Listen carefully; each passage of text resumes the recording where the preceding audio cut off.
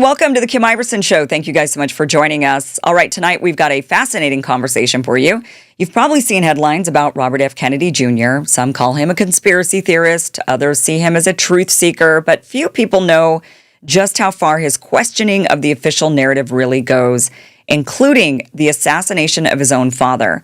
My guest tonight is Sean Stone, filmmaker, author, and son of legendary director Oliver Stone. Sean's new documentary, RFK Legacy, dives deep into what really happened to both Kennedy brothers and how their assassinations tie into the shadow networks of the CIA, the military-industrial complex, and even modern politics today.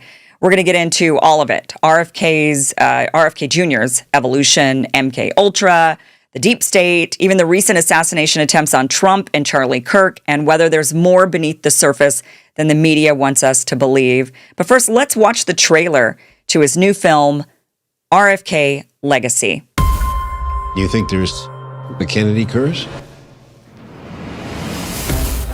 In the summertime, there were 29 cousins on Cape Cod.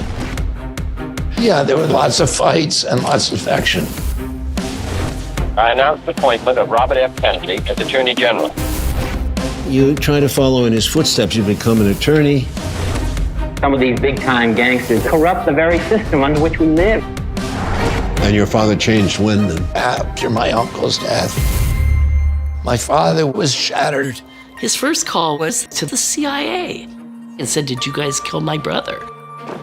And then Robert Kennedy announced he was going to run for president. I run to seek new policies. He was making alliances with small businessmen, with farmers, with Republicans. My thanks to all of you, and now it's on to Chicago, and let's win there. I want to ask you about your father's assassination. Anybody who reads that report will understand that Sirhan could not have killed my father. It's a dirty story. I ran away from home and had no contact with my mother. This time you have a drug addiction. How does that play out? I wanted to be working with nature.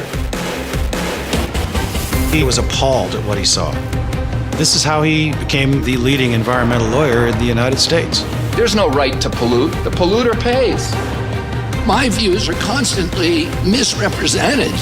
It's terrible what they did to suppress Bobby's free speech. He accepted his burden, and he did his duty. We have to make an effort to get beyond these rather difficult times. We have to stop trying to destroy each other. What we need in the United States is not division. We have to find that place of light, of empathy, of compassion. I don't know if there's a curse.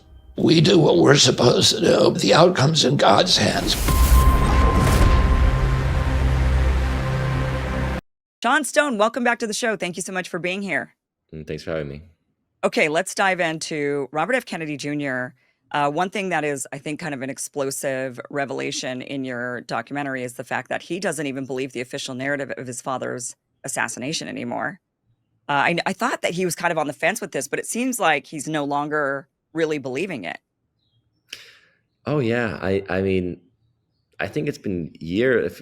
Frankly, there's been a whole, let's say, evolution in RFK Jr.'s consciousness, right, and his understanding of power.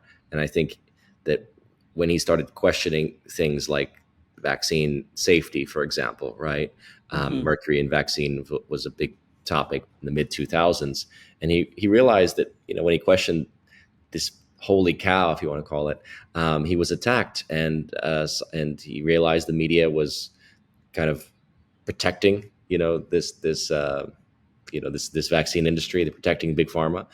And he was attacked. I think a lot of friends of his within the Democrat Party and also probably within the Republicans, but mostly he was a Democrat at the time, distanced themselves from him, especially around this issue. So I think he realized, okay, there are things that you can't question.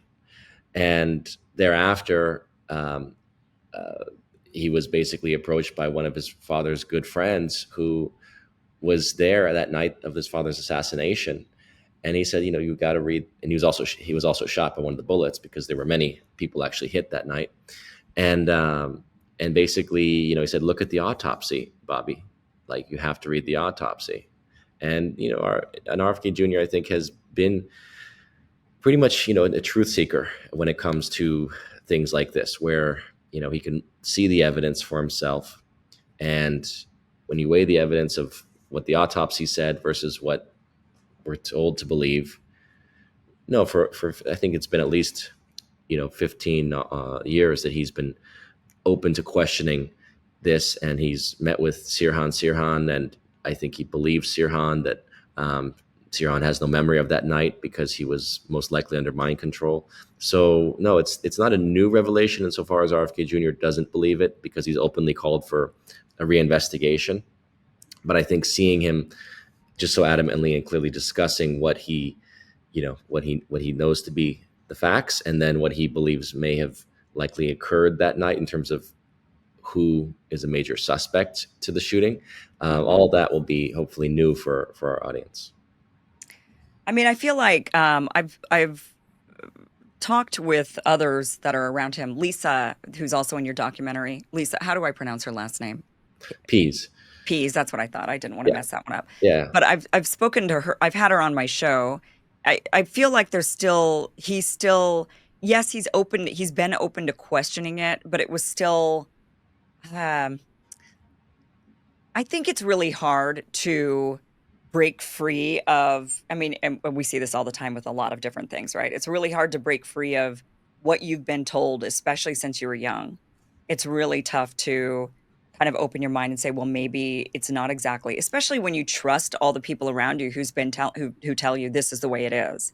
And they tell you that, and they've been telling you that forever. And it's just hard to, I think it's like, it is an evolution, as you mentioned. A lot of people will start with, well, okay, like even with COVID and the vaccines, right? It was like, well, this vaccine, I'm fine with all the others, but this one I'm questioning because they just rolled it out. And then that person next time you see them, they're like, well, actually, I'm kind of questioning that other one too, that they kind of tell us that we have to take every year. And then now I'm questioning, and then 5 years later, I question everything, all of it. And so I think everybody kind of goes through that bit of a bit of an evolution. But if it wasn't so, I mean, the issue with Robert F. Kennedy and his assassination, and then obviously JFK's assassination, the question obviously is then, if it wasn't the players that they said it was, then who was it? Right? If it wasn't Oswald, then who was it? If it wasn't Sirhan, then who was it? And what was the motivation of whoever, what was their motive for doing it? Do you have any theories on that?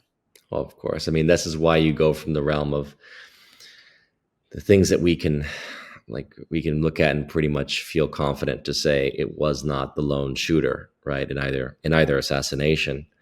And then you go from that realm into speculation, and hence conspiracy theory. And people, it's just like with a good, a TV show or a film, right? We want things to be wrapped up for us. We want the answers.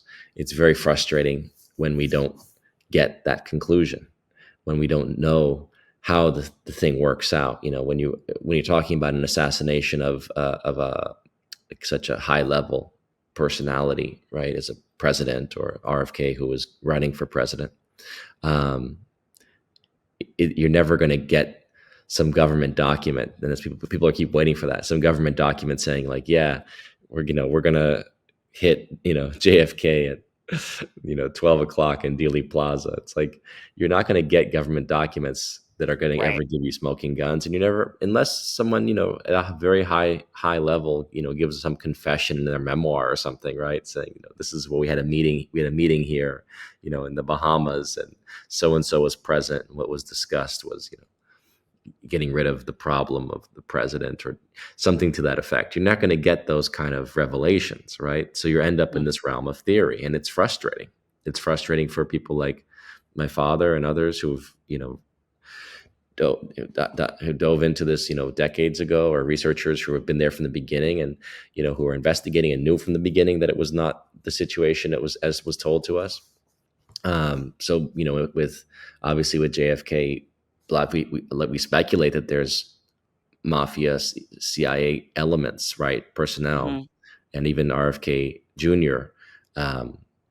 Talks about these things. I think he's even written about them, but I'm not positive. But I know he's talked with us privately about some of the people that were involved, who, again, CIA personnel who hated JFK. And so the point of the documentary is we get to some of the highlights of why they hated the Kennedy brothers, both JFK and RFK, from the point of the 1960 presidency, when JFK comes in, as we know, famously, he gets involved in the Bay of Pigs operation in Cuba. Allen Dulles, who was a CIA director, essentially knew, as it was made common sense to me since I was a kid without even knowing the facts, that this was not an operation intended to overthrow Castro. Sending a few hundred Cubans with U.S. air cover, to a beach and or to a bay in Cuba is not going to lead to a revolution that overthrows Castro, who's been fighting, for almost a decade to take power and consolidating power in Cuba. A little coup is not going to work. Allen Dulles, the CIA director, wanted the John F. Kennedy, but really the Kennedy brothers, to approve an invasion of Cuba. That was the intention of the Bay of Pigs. It was basically to say, let's send a little ground force, and once we get, it's like once you put your toe in, it's like then you got to put the whole foot in, right? And then you got to jump in the pool. That kind of mentality, right? You're gonna hook them. And Kennedy said, no, we're not gonna basically throw our efforts into overthrowing Cuba with military invasion, and that became a big problem throughout his administration. And it's kind of, I guess, is it a similar thing with Venezuela and other operations? I mean, we've seen consistent attempts at coups throughout. We've seen coups and attempts at coups. Not all coups that CIA does succeed, but we know they've done well over 70 plus operations to overthrow governments, destabilize governments, stuff like that. So again, in the context of the JFK administration, that the whole Cuba thing came back again, because not only was the Bay of Pigs a disaster, he fires Allen Dulles and his two other top aides at the CIA, who basically had, you could say, created the modern, the CIA of that era, right? All their people were still in place. So they had a lot of allies, a lot of friends who were pissed and hated the Kennedy brothers for what they did. But then you go fast forward to the missile crisis. And again, there's an opportunity for war. Again, there's an opportunity like, hey, let's go in there. The Russians are building missiles, 90 miles off our shore. Let's attack them before they can mobilize, or let's say activate those missiles. And RFK basically stands with his brother and saying, we can't just start potentially World War III here. And so they de-escalated and they worked to calm the situation. So really, from that point forward, they had a lot of enemies within the military-industrial complex, within CIA, and they had a lot of people that didn't trust their commitment to really, I mean, you could say, the overarching directive of the state was for war. We were in the Cold War, and then we were doing these little hot wars of, like I said, coup d'etats, or in Vietnam, slowly escalating. And once Kennedy was gone, they rapidly escalated our involvement in South Vietnam. So you have people, I think, that in the case of JFK and RFK, who were for peace, and that was not okay, especially with RFK running in '68, which still only about halfway through the Vietnam War at that point. We started back in the 50s under CIA support initially, right? There's a lot of CIA running around, in Vietnam. That's kind of the ugly, was it the Ugly American or the Quiet American? Anyway, one of those. The Graham Greene book was great about the CIA officer who's basically trying to instigate and escalate in Vietnam. So by 68, we're deep into this war. There's a war machine that's costing billions of dollars. It's hard to pull the plug, just like right now with Ukraine. It's hard to pull the plug on that and say, okay, we're just going to cut off the funding for the military-industrial complex. So 68, RFK is running for president, basically completely on a platform of ending the Vietnam War. I don't think they're going to let that happen. So again, he is cut down. He also was in a position to know that there was a conspiracy against his brother JFK, and if he goes into office as the president, he's probably in a better position to start, investigating, using the powers of the presidency to get access to files, to get rid of people that are obstructing. He would have been too powerful, so they had to get rid of him. And and then the Vietnam War goes on for really, another 6 years with U.S. troops, and then 10 years overall.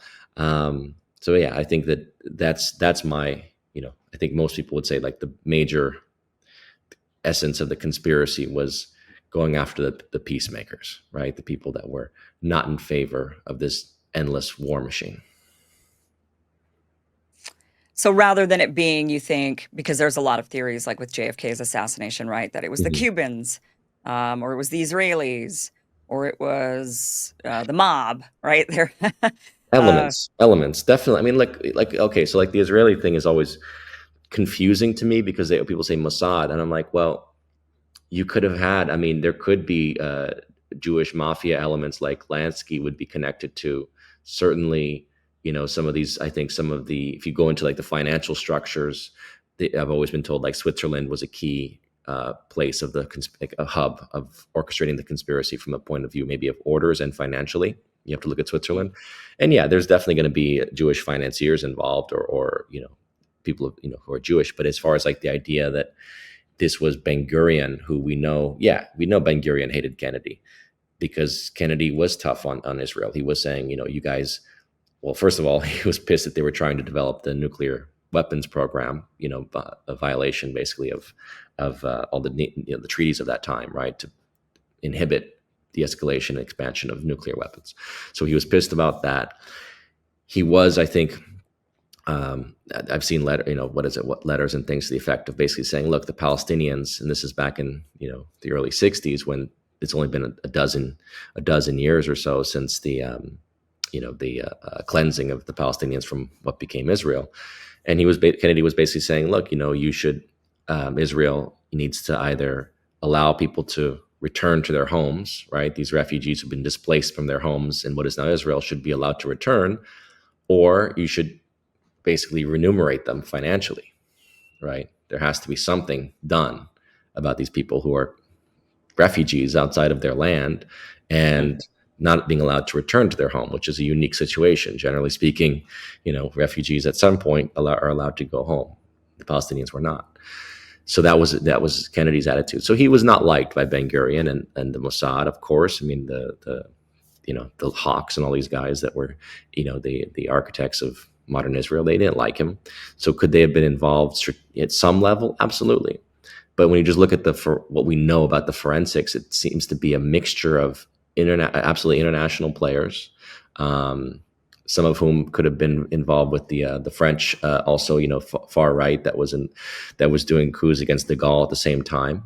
Right, de Gaulle was another one who they believed had basically was a peacenik. Even though he was a general who was from who'd been fighting as a resistance all through the Second World War and has a long track record as a general. But when he gave Algeria back, right, as a colony and surrendered it and said, look, France should not try to remain here basically as colonizers. There was too much, there was terrorist activity, there was a lot of resistance, obviously. And, he pulled out of Algeria. So a lot of the right, was at that time was angry at him. They felt like he betrayed them. And so there was, and I'm sure there were other factors, but the point is that there were assassination attempts that we know against de Gaulle. Day of the Jackal was a very famous book written as a kind of a fictionalization of those attempts that were ongoing. So if those attempts are going on against de Gaulle, I'm sure there were elements that could then be utilized against JFK. So again, you've got foreign, you've got the Cubans maybe, but I mean, again, these guys they're being utilized to try to overthrow Castro, right? We've got a whole program at that time to, try to coup Castro and assassinate Castro. So I'm sure some of those guys could have been involved because they were so close to the CIA and to the mafia that had been brought in. So one of the interesting characters in the RFK assassination is a guy named Bob Mayhew, Maheu.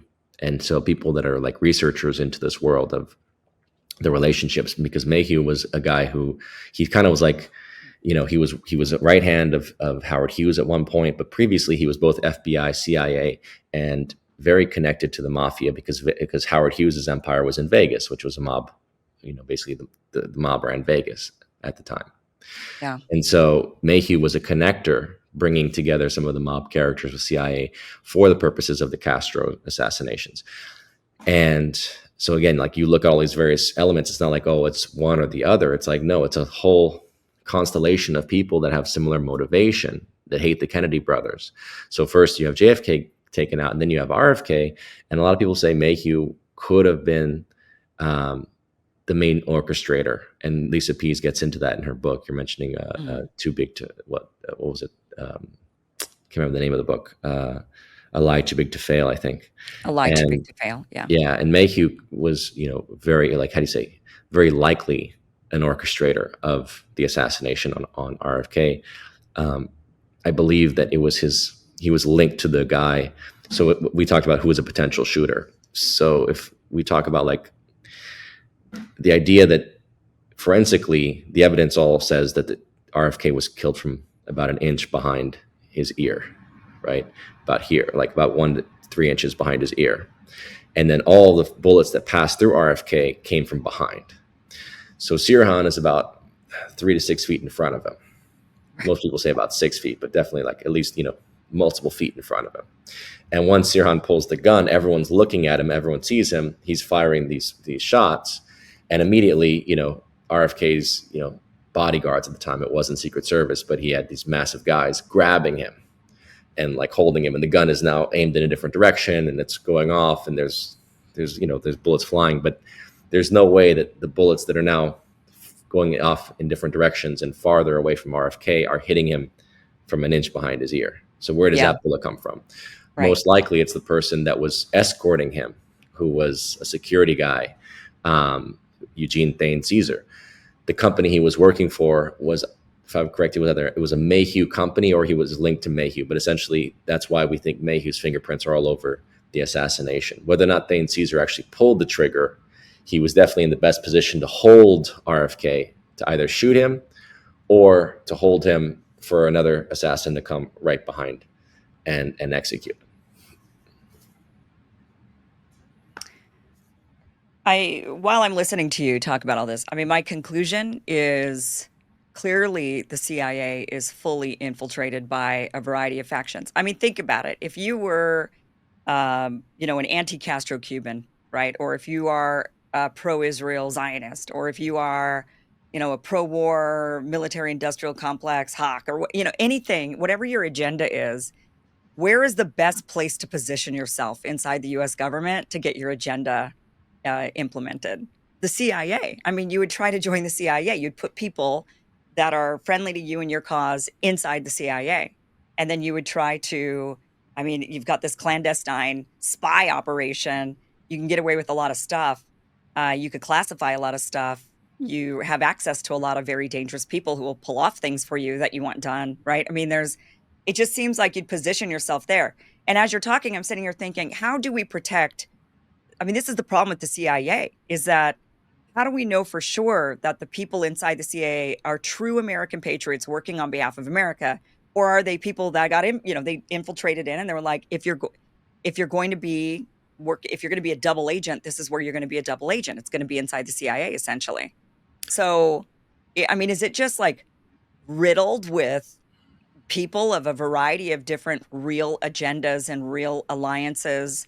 And that's why so many fingers seem to point back at them, because, when you look at like the JFK assassination and the RFK assassination, or even like the Trump assassination attempt in Butler, Pennsylvania, or any, it's like, why do these investigations stop? If you're able to look at the forensics and say, look, the bullet came from behind, Sirhan was in front, like there's no way that he did it. And yet nobody investigates this until many decades later, right? Clearly there's people in positions of power who are preventing these investigations from really fully happening. Where are those people? Who are these people? Well, they must be inside the CIA. And if there's so many different potential enemies, right? Like JFK, like you said, had all these people that hated him. So, it could have been any one of the 5 different groups that were out for him. Well, if they're all inside the CIA, right? If they've got players inside of America's spy organization, what do we, that to me, that just seems like that's exactly, if I were like wanting to pursue something, I'd be like, I need to get a guy inside the CIA. Obviously. I don't know if it's, I don't think it's just CIA. I think it's, well, again, that's a certain era. Remember, this was a CIA. We're talking of the era of Allen Dulles, who, basically was involved with helping companies to get around the sanctions against Nazi Germany, right? I mean, Right. that was his Right. specialty as a lawyer, right? Was basically like, hey, you want to, you want to deal with, you want to deal with Nazi Germany, and you want to make money. Let's keep the relationships going between our countries, between Nazi Germany and America. That's Dulles and his brother, both, John Foster and Alan, they were like, real spy. There was a whole other level of international finance connected to big cartels, the Rockefeller type of Standard Oil. I mean, this is the world that they operated in, and so they came from that world to intelligence, or I should say, intelligence is always part of the world of international finance and the cartels, right? Whether it's oil or drugs or whatever, it's like that's what people have to get a hold of. Is like intelligence isn't restricted to an agency. And so I think, when the Dulles, like, for example, gets, obviously that was a great example, and people have looked at this for for many decades, that when he got taken out, he still had people inside and offices inside that were really tasked with doing certain things, subversive things that we know would be, illegal, right? And a lot of this, not all of it, but a lot of things came out in the 70s. The church committees, right, were held, and all of a sudden they're looking and they're going, wait a minute, you guys have assassination programs. That's not in your charter. Where you have, you're overthrowing governments. You're actually working domestically. You're doing domestic surveillance. You're not supposed to be doing domestic surveillance. You're doing mind control programs like MK Ultra and others. Wait a minute, what the hell is going on here? Like, this is like a house of horrors, right? That's why Truman, literally, I think in December of '63, right after Kennedy's assassination, wrote this letter basically saying, I didn't intend the CIA to be, operating beyond what it's, originally it was just supposed to be intelligence gathering, and it seems like it's gotten out of control. I mean, he was kind of hinting at what he suspected may have happened with Kennedy, I think. So again, that's the CIA of a different era. What happened was everything got privatized. Like, you look at what happened basically from the church committee when the CIA all of a sudden gets spooked, going, wait a minute, congressmen are coming in here for the first time and actually asking questions and trying to like review documents and bring witnesses to testify. And whoa, I think that really sent shockwaves through Washington. And what seems to have happened was they brought Bush Sr. in, right? Was it right around right at the end of the church committees? Bush Sr. took over CIA director. He was probably CIA his whole life since, Skull and Bones at Yale.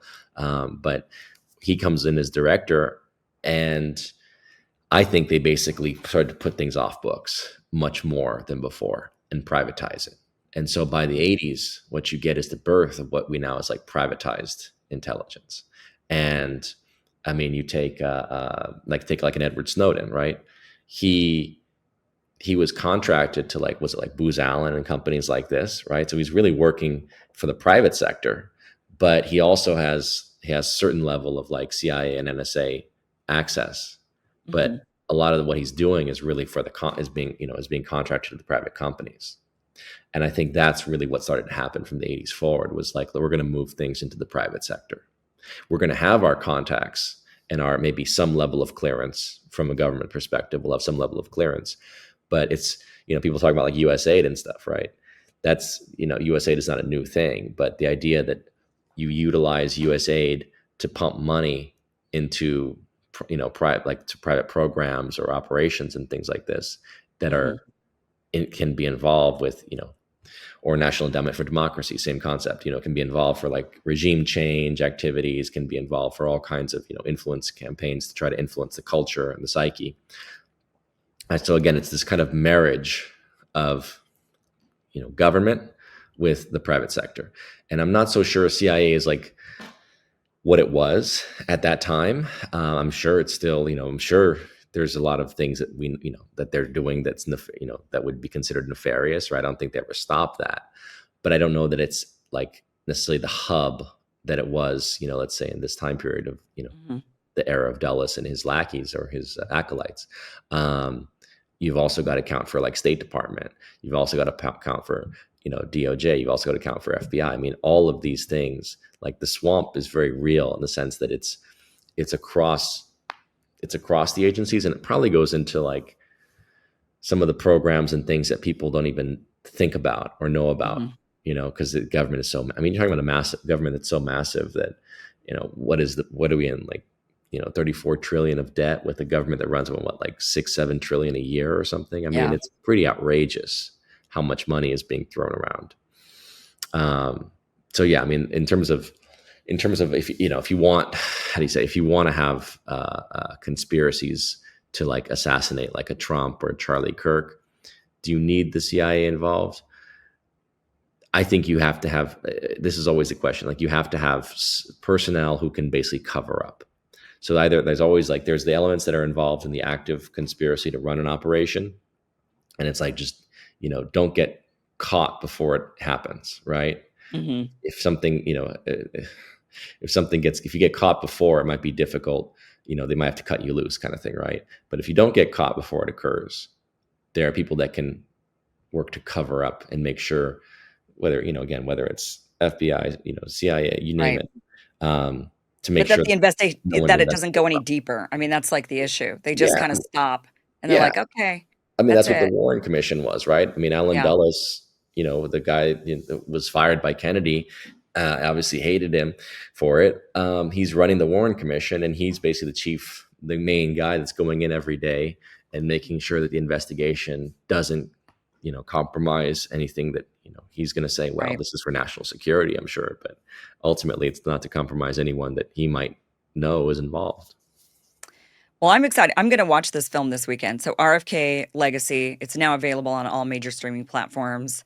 I'm really interested to see just how you're connecting, for one, just connecting it all and who the players are. I mean, I think everybody's always interested in who killed the Kennedys, right? And whether or not there's like a Kennedy curse, what Robert F. Kennedy Jr. actually thinks about the shooting of his father. I know he's questioned things, but I'm curious where his evolution is at today, or if it's gone backwards or has it gone forwards. It's interesting. Also, just learning more about Ciron and MK Ultra and mind control. I know that's part of your film as well, and that's, I think, always fascinating stuff. Thank you for watching this clip from the full Kim Iversen Show, which you can catch Monday through Friday, 2 p.m. Pacific, 5 p.m. Eastern at KimIversonShow.com. It is free for you to watch. Again, 2 p.m. Pacific, 5 p.m. Eastern, KimIversonShow.com. See you there.